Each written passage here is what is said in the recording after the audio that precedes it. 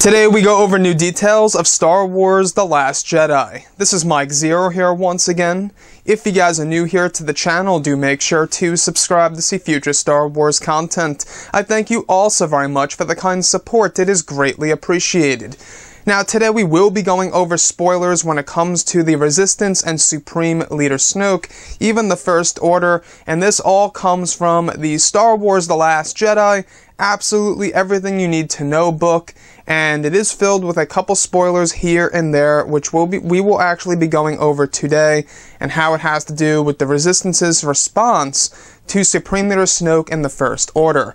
So let's get right into it. So as you can see within this little bubble of text here, it says, "Present for the boss." The Resistance sends personal messages to Snoke, but they're not exactly fan mail. They are written on bombs that Resistance pilots drop onto their First Order targets.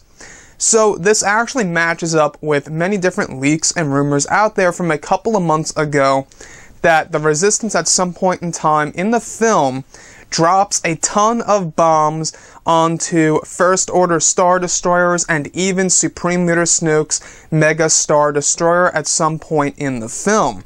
Now that is their threat to Supreme Leader Snoke. We heard that these bombs that the Resistance bombers actually let out are very, very powerful. They really do pack a punch.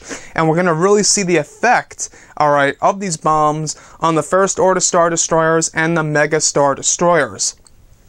Now my question is, I would love to see exactly how Supreme Leader Snoke reacts to these bombs falling on his ships and his own Mega Star Destroyer.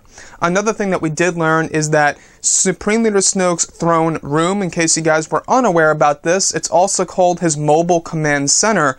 The reason why it's called his Mobile Command Center is because this whole entire thing can actually detach from the Mega Star Destroyer, which is actually called the Supremacy. So if he has to evacuate from this thing, he can actually detach himself and leave that ship.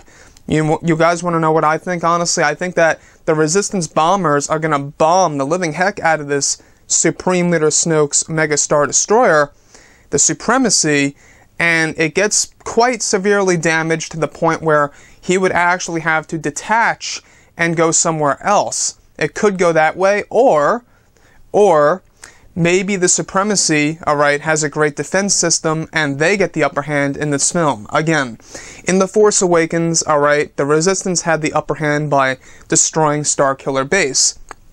It seems like, to make things fair in the sequel trilogy, that the First Order would have the upper hand against the Resistance in this film. But who knows where the film could actually go. We do know little things here and there, though, you know, many different pieces of the puzzle are starting to connect. But I would really love to see this on screen, guys, and I cannot wait to see the Resistance's response on the First Order Star Destroyers and Snoke's Supremacy by use of these bombs. So guys, drop a comment below. Let me know what you think about all of this in the comments section. And if you guys did enjoy the content for today, do make sure to drop a thumbs up on this video to support the channel. I thank you all so very much for the kind support, and I'll catch you guys next time. Bye.